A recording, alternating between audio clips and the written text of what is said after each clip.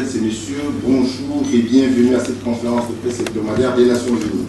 À la une de cette conférence de presse hebdomadaire, la visite de Maman Sambo Sidibé avec le nonce apostolique dans l'Est du pays de la francophonie sur donc le processus politique à RDC.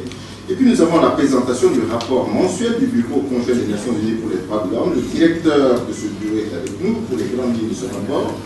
À la présentation des informations du groupe de communication des Nations Unies, Florence Marshall, qui au nom de ses collègues, comme vous le savez, et comme à l'accoutumée, nous rejoindrons le lieutenant-colonel au cours de ces 7 derniers jours.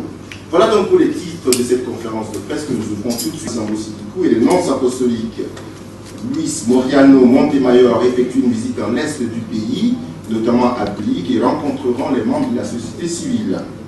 Ils visiteront ensuite le camp de déplacés, une opportunité pour transmettre des messages de compassion, de solidarité, de consolation aux populations africaines. Les Nations Unies, l'Union européenne et l'Organisation internationale de la francophonie suivent avec attention la situation en République démocratique du Congo, particulièrement dans la perspective des prochaines élections prévues dans ce pays.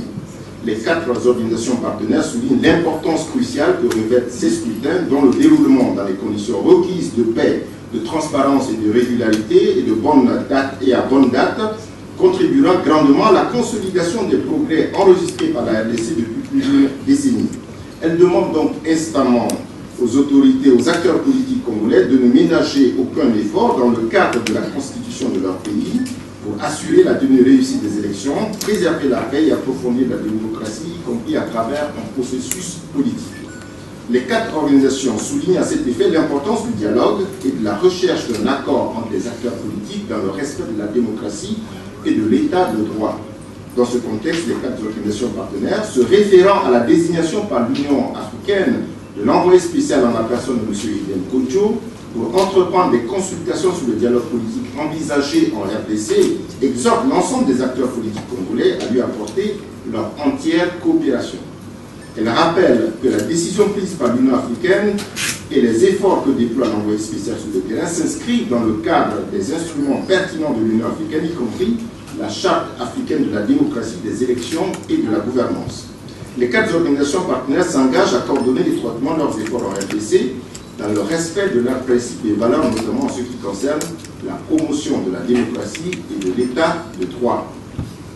Section protection de l'enfant à présent. Le bilan de la première quinzaine du mois de février fait état de 49 enfants qui se sont échappés ou ont été séparés des groupes armés dans les provinces du Tanganyika, de l'Ituri, du Nord et du Sud Kivu. Âgés de 12 à 17 ans, ces enfants ont été associés aux groupes armés suivants: FDLR, 19 enfants, Nyatura, 13 enfants, Maïmaï La Fontaine, 5 enfants, Maïmaï Raya Mutomboki, 4 enfants, NDC Rénové, 3 enfants, groupe armé burundais, 2 enfants et ADF, 1 enfant. Durant la même période, la section protection de l'enfant a vérifié des cas de violences sexuelles commis sur 8 fillettes dont l'âge varie entre 11 et 16 ans. Ces crimes sont attribués à des membres des groupes armés non identifiés, 5 enfants, et des éléments de la force armée nationale, 3 enfants. 2 des 3 auteurs de ces violences sexuelles sur mineurs ont été immédiatement mis aux arrêts. La section protection de l'enfant félicite le gouvernement congolais pour les efforts tangibles qu'il met en œuvre pour lutter contre l'impunité sur son territoire. Par ailleurs, la section est très préoccupée par le conflit qui sévit dans le sud du territoire de Lubero et son corollaire d'insécurité, de violations graves des droits humains.